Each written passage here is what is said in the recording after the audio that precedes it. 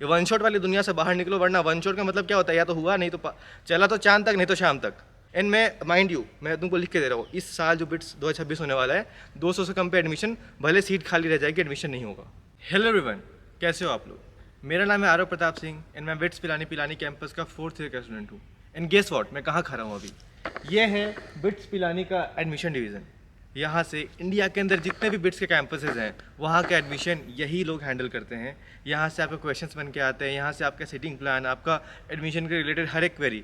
Like अगर आप bits के अंदर आते हो तो पहला रास्ता आपको यहीं से मिलता है, लाइक यही आपका पहला बैरियर है, ठीक है? तो इस जगह मैं खड़ा हूँ और मैं तुमको अब एक सिचुएशन दूंगा, ठीक है? तुम एक पेपर देते हो जिसके अंदर मान लो 130 नहीं 100 क्वेश्चन हैं, ठीक है? तुम एक 3 घंटे का पेपर दे रहे हो जिसके अंदर 100 सवाल हैं, एंड तुम पूरा फुल फ्लेज एकदम अपने पीक मोटिवेशन वाले माइंड में उस पेपर को अटेम्प्ट करते हो। और उससे क्या होता है, तुम 100 क्वेश्चन सॉल्व करते हो। कुछ क्वेश्चंस होते हैं, कुछ क्वेश्चंस नहीं होते। लेट्स से तुमने 70 क्वेश्चंस कर दिए, 30 तुमसे नहीं हुए, तुमको 70% पेपर आता था एंड तुमने 70% स्कोर कर लिया। जितना तुमने करा एक्यूरेसी से करा, जितना तुमने नहीं करा वो भी तुमको पता है कि तुमने क्यों नहीं कर पाए, ठीक है? उसके बाद पेपर हो गया, 2 घंटे बाद तुम घर पहुँचते हो लेट्स से। उसके बाद मैं तुमसे बोलता हूँ कि भाई एक काम कर, मेरे को ना ये जो तेरे क्वेश्चंस आए हैं ना, वे क्वेश्चंस मेरे को लिख के दे दे एक बार क्या क्या क्वेश्चन आए हैं, ताकि मैं तुम्हारे को एक रेप्लिका बना पाऊँ इस पेपर का। This is what PYQ means, right? कि जो प्रीवियस ईयर में आया था वो क्वेश्चन मैं बता पाऊँ अगले वाले बच्चों को। क्या तुम ये 100 क्वेश्चन वापस से रिटेन कर पाओगे? 100 में से कितने तुम रिटेन कर पाओगे? ज़रा एक बार खुद से कोशिश करना, ठीक है? कि कितने क्वेश्चन तुमको याद रह पाते 100 क्वेश्चन के अंदर। ये है मेरे हिसाब से प्रैक्टिकलिटी। अब अपन आते हैं कि PYQ जो मार्केट के अंदर चल रहे होते हैं, they are considered as the best resource. जो बाकी जो सोकल लोग हैं वो क्लेम करते हैं कि बेस्ट रिसोर्स ये होता है कि PYQ करके चले जाओ। जेई एडवांस जेई मेंस में क्या होता है ना कि NTA रिलीज़ करता है, जे एडवांस रिलीज़ करता है क्वेश्चन पेपर्स, तो हमको पता रहता है कि हाँ यही क्वेश्चन आया था, पीपल कैन रिलेट। बिट्स कुछ रिलीज नहीं करता, ये एडमिशन डिपार्टमेंट कुछ भी रिलीज़ नहीं करता। इनफैक्ट जब तुम बिट्सर के वेबसाइट पे बिट्स एडमिशन के वेबसाइट पे जाके फॉर्म भरोगे, एग्जाम से पहले एक तुमको 1-2 मॉक देने होते हैं, वो भी 20-25 क्वेश्चन के एक छोटा सा ट्रायल होता है, ठीक है? तो ये बस इतना सा काम करता है तुम्हारे लिए। तैयारी का सिलेबस दिखा दिया जाता है तुमको कि ये सिलेबस है, क्वेश्चन कहीं से भी पूछा जा सकते हैं, ठीक है? अब आते हैं रिसोर्सेज पे कि लोग सोचते हैं कि तो फिर क्या रिसोर्स फॉलो करें। मेरा मानना है कि जब ये बहुत अनप्रिडिक्टेबल चीज़ है तो देयर इज़ नथिंग लाइक कि मेरा बेस्ट है, तुम्हारा बेस्ट है, किसका बेस्ट है, कैसा बेस्ट है, ठीक है? मेरे हिसाब से बेस्ट इज़ तुम खुद की तैयारी बेस्ट कर लो। वो क्या है? सब्जेक्ट की प्रिपरेशन। एंड वो क्या है? बिल्कुल नॉर्मल जो तरीका होता है, जैसे जो जेई मेंस की बंदा तैयारी करता है, जो जेई एडवांस की तैयारी करता है, तुम सब्जेक्ट सीखते हो। फॉर एग्जाम्पल मैं तुमको अगर टॉपिक वाइज ले चलूँ कि फिजिक्स केमिस्ट्री मैथ और इंग्लिश और LR के लिए कैसे तैयारी करनी होती है। Starting with my favourite topic maths, ठीक है? मैथ्स के अंदर 40 क्वेश्चन आते हैं। तुमको क्या करना होता है? मैथ्स के लिए सबसे सिंपल चीज़ है, सब बच्चा मैथ्स की तैयारी करते हैं जेई मेंस जेई एडवांस के लिए, बस वही तैयारी रखो एकदम। कैलकुलस अच्छे से आना चाहिए, हर एक चैप्टर अच्छे से आना चाहिए। उसके कोचिंग के जो तुम्हारे मटेरियल्स है वो सॉल्व कर लो। जेई मेंस के जो PYQs होते हैं वो सॉल्व कर लो। That is the best way of preparation. अगर तुम्हारा बोर्ड्स है, तुम इस बार अपियरिंग हो, तुम्हारे को बोर्ड्स लेवल भी चीज़ें अच्छे से आनी चाहिए, क्योंकि बोर्ड्स लेवल से तुम्हारे को फॉर्मूले तो आ ही जाते हैं। उसके अलावा बिटसेट में क्या होता है, 2-3 टॉपिक्स ऐसे होते हैं जो कि जेई मेंस में नहीं आते, बोर्ड्स के अंदर आते हैं, वो NCERT के अंदर दिए हुए रहते हैं। अगर तुमने NCERT से पढ़ लिया ना, that is more than enough तुम्हारी तैयारी के लिए। ये हो गया मैथ्स के लिए, ठीक है? तो मैथ्स के लिए तुम हो क्या, कोचिंग रिसोर्सेज, NCERT से जो अनटेस्ट टॉपिक है वो पढ़ लो। उसके अलावा जेई मेंस के PYQs, that is more than enough for your preparation. अब आते हैं फिजिक्स के अंदर। फिजिक्स के अंदर क्या होता है, बिटसेट के अंदर तुम्हारे को बहुत सारे थ्योरेटिकल क्वेश्चन पूछे जाते हैं, ठीक है? जो कि ऐसे स्टेटमेंट के फॉर्म में होते हैं, तुम्हारे को सीधा हर क्वेश्चन न्यूमेरिकल नहीं होता है। उस केस में तुमको ये आना चाहिए कि भाई मेरे को जो मैं क्वेश्चन पूछ रहा हूँ या जो क्वेश्चन मैं सॉल्व कर रहा हूँ, वो क्वेश्चन के लिए मेरे को थ्योरी बहुत क्लियर होनी चाहिए। उससे तुम्हारा टाइम भी बचता है और तुम्हारे सही नंबर भी आ जाते हैं। बट जिन लोगों की थ्योरी क्लियर नहीं होती है ना, वो फिजिक्स में क्या होता है, टाइम भी खपा देते हैं, सर पकड़ के बैठ जाते हैं कि ये क्या पूछ लिया अलग से, ठीक है? तो उसके लिए NCERT बेस्ट तरीका होता है। NCERT के अंदर फिजिक्स अगर तुम पढ़ा होगा ना किसी ने, उसको पता होगा थ्योरी बहुत प्यारी तरीके से लिखी हुई है, तुमको वो आना चाहिए। उसके अलावा तुमको क्वेश्चन सॉल्व करने तो आनी चाहिए, तो सेम जेई मेंस के PYQs कर लो। उसके अलावा तुम बाकी SCV अगर तुम्हारे पास टाइम है तो वो लगा सकते हो। तुम्हारे को अगर बहुत एक्स्ट्रा मन है, जेई एडवांस की तैयारी कर रहे हो, तुम ईरोडॉव कर लेते हो, क्रोटो कर लेते हो, वो तुम्हारे ऊपर है। But coaching material and JEE mains की PYQs ये मस्ट है, ठीक है? किसी भी प्रिपरेशन के लिए। और फिजिक्स के लिए NCERT भी अच्छा क्वेश्चन दे सकता है, तो NCERT के पीछे के एक्सरसाइज भी तुम कर सकते हो। अगर बहुत मन है तो एग्जाम्पलर भी कर सकते हो। अब आते हैं अपन केमिस्ट्री के अंदर। केमिस्ट्री के अंदर तुमको दाएँ बाएँ कुछ देखना ही नहीं है। NCERT is the Bible of chemistry preparation.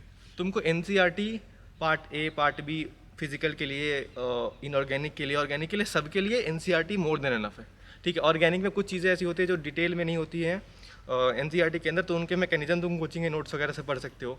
JEE mains के अगर तुम क्वेश्चन भी देखोगे तो हर एक लाइक 90% क्वेश्चन तुम्हारे आराम से एनसीईआरटी से हो जाएंगे।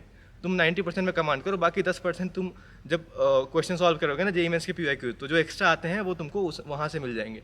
ठीक है, तो दिस इज व्हाट, ये तुम्हारा सर्टेन प्रिपरेशन है, समझ रहे हो ना। सर्टेन का मतलब है कि ये मुझे पता है कि ये जेई मेंस में आते हैं और ये एनसीईआरटी में पढ़ाया जाता है। ठीक है, इसमें कुछ भी अनसर्टेन चीज़ें मैं नहीं पढ़ रहा हूँ बहुत। अगर तुम्हारे को फिजिकल कमजोर है, तुम एनावस्थी लगा सकते हो, बुक्स जो होती हैं मैथ्स के अंदर ब्लैक बुक करके आती है, जो फेमस टीचर्स होते हैं उनके बुक्स वगैरह तुम लगा सकते हो। दैट इज ऑथेंटिक, ये टीचर का है। ये नहीं कि एक रैंडम XYZ बंदा है उसके मेमोरी पे मैं एक क्वेश्चन कर रहा हूँ कि उसने बोला था क्वेश्चन बिट्स के अंदर आया था, क्या गारंटी है उसकी सही होने की भाई। ठीक है, तो ये चीज़ है। अब आते हैं कि इंग्लिश और लॉजिकल रीजनिंग के लिए कोई रिसोर्स बता दो भैया। ठीक है, तो इंग्लिश लॉजिकल रीजनिंग के लिए मुझे क्या लगता है, तुमने अगर एनटीएससी शायद अब खत्म हो गया, मुझे पता नहीं है कि एनटीएससी अभी हो रहा है नहीं हो रहा है, बट हमारे टाइम पे एनटीएससी के 2 स्टेज होते थे, एक स्टेट लेवल एक नेशनल लेवल। उसके अंदर 2 पार्ट्स होते थे, part A part B. Part A के अंदर आते थे 100 क्वेश्चंस रीजनिंग के, और पार्ट बी के अंदर आते थे 100 क्वेश्चंस, इसमें साइंस मैथ्स और एसएसटी सब होता था। ठीक है, तो तुमको क्या करना है, उसके पीआईक्यूज बहुत सारे फिटजी के वेबसाइट या बहुत सारे बाईजूस वगैरह के वेबसाइट पे मिल जाएंगे, एनटीएससी के पीआईक्यूज पेपर, वहाँ से तुम कर सकते हो। उसके बाद आते हैं अपन कि अब इंग्लिश के लिए क्या तैयारी करनी होती है। देख, इंग्लिश के लिए जो बंदा अगर पढ़ाई कर रहा है बिटसर के अंदर, तुम 2 महीने 3 महीने 6 महीने के अंदर तुम इंग्लिश नहीं सीख सकते हो, जो तुम्हारी प्रिपरेशन है वो है। तो उसके अंदर तुम एक्स्ट्रा टाइम एफर्ट वेस्ट करने से अच्छा है कैट जो होता है ना, कैट का पेपर, उसके अंदर बहुत तगड़ी इंग्लिश की क्वेश्चन पेपर आती है, लाइक तुम कैट के पीवाईक्यूज कर सकते हो। That is certain resource. तो मैंने इस वीडियो के अंदर क्या बताया, जो सर्टेनिटी है इन चीज़ों की। ठीक है, अब अपन आते हैं कि जो लास्ट टाइम बिट्स के अंदर हुआ कि बिटसेट बहुत अचानक से टफ आ गया, ऐसा लोगों ने क्लेम करा। लास्ट टाइम तक लोगों ने हवा मचा के रखा था मार्केट के अंदर, वही लोग जो पीवाईक्यूज भेजते हैं ना, वही लोग ये कह रहे थे कि भाई बिटसेट बहुत आसान आता है, नीट और जेई मेंस के बीच का लेवल आता है, ऐसा कुछ उन्होंने खुद से लेवल डिसाइड कर दिया था, पता नहीं कैसे उनको पता चल जाती है चीज़ें। आई डोंट बिलीव कि ये एडमिशन डिपार्टमेंट ये चीज़ें लीक करता होगा, बट उन तक पहुंच जाती है, बहुत सुपर लाइक प्रेसिडेंट टाइप के लोग हैं वो लोग। ठीक है, बट हमें लाइक मैं बिट्स के अंदर खड़ा हूँ, मुझे यहाँ से कुछ इन्फॉर्मेशन लीक हुई नहीं दिखती है, तो उनने ऐसा लीक कर दिया, आसान होता है आसान होता है आसान होता है, और बच्चों का दिमाग ख़राब कर दिया। बच्चों को लगता है कि भाई क्यों ही इतना मेहनत करना है, आसान तैयारी है, आसानी से कर लेते हैं।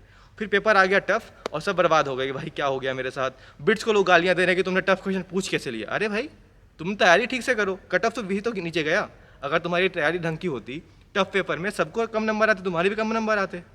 वो तुम्हारा नंबर तुम्हारा सिलेक्शन से मैटर करता है ना। तुमको क्या बोर्ड्स के मार्क्स चाहिए, 75% थोड़ी स्कोर करना है यहाँ पे, तुमको कट ऑफ क्लियर करना है।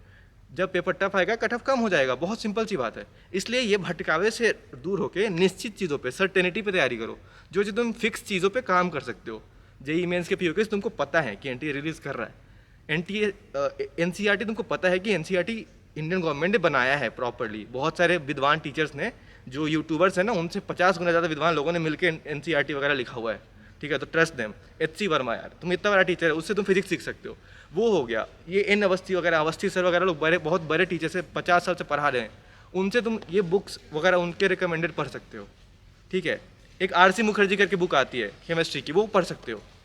ठीक है, ऐसे लोनी की बुक आती है, अगर तुमको कोऑर्डिनेट वगैरह पढ़ना है, ट्रिग्नोमेट्री पढ़ना है, वो चीज़ें तुम ये फिक्स रिसोर्सेज पे ध्यान दिया करो। जो टॉपिक खराब है वो मेरे से पूछो, मैं बता दूंगा कहाँ से पढ़ना है। That is where I want you to be, ताकि तुम फिक्स तैयारी करो, तुम मेहनत करो, तुम शॉर्टकट में भरोसा ना रखो। ये वन शॉट वाली दुनिया से बाहर निकलो, वरना वन शॉट का मतलब क्या होता है, या तो हुआ नहीं तो चला तो चांद तक, नहीं तो शाम तक। वो ड्रामे नहीं चाहिए भाई हमको प्रॉपर एक लंबा रेस का घोड़ा बनना है, उसके लिए तुमको वैसे मेहनत करना पड़ेगा। ठीक है, अब जैसे मैं क्या करता हूँ, मैं इन चीज़ों में भरोसा नहीं रखता। मैं चाहता हूँ कि मेरे पास जो भी बच्चे आएँ वो फुल्ली मेहनत करने वाले बच्चे हैं। इसलिए मैंने एक छोटा सा प्रोग्राम भी लॉन्च करा था लास्ट टाइम पे, बिट सारथी करके। उसके अंदर क्या होता है, मैं बच्चों को सेलेक्ट करता हूँ और मैं फ़ी इतना हाई रखता हूँ ताकि कोई भी अनवांटेड लोग ना आ पाए। एंड अनवांटेड के अलावा क्या है कि कोई भी बच्चा अनवांटेड तो नहीं बोल सकते, बट मेरे पास टाइम बहुत कम है, क्योंकि मैं बिट्स के अंदर ऑलरेडी अभी इनरोल्ड हूँ, मैं पढ़ाई भी कर रहा हूँ। तो मेरे को है कि जो बंदा आए वो बहुत डेडिकेशन से है। एंड आई डोंट बिलीव कि भाई पैसे की दिक्कत होती है जो बिट्स की तैयारी कर रहा है। अगर इतना बड़ा तुम फी पे करना चाहते हो 40 लाख रुपए का, तो तुमको फ़ी में पैसे उतने मैटर नहीं कर रहा, तुमको एक ब्रांड वैल्यू, तुमको एक अच्छा एक्सपोजर चाहिए होता है। इसलिए मैंने फ़ी इतना हाई रखा हुआ है उस चीज़ का। बट उसके अंदर मैं एक अलग चीज़ क्या करता हूँ ना, मैं फेलियर्स को रिवॉर्ड करता हूँ। Getting my point. जैसे कि बाकी लोग क्या करते हैं, 300 से ऊपर नंबर अगर अपने बच्चे का आता है, उसको आप लोग फ्री कर देते हैं, जो टेस्ट सीरीज वगैरह वाले लोग होते हैं।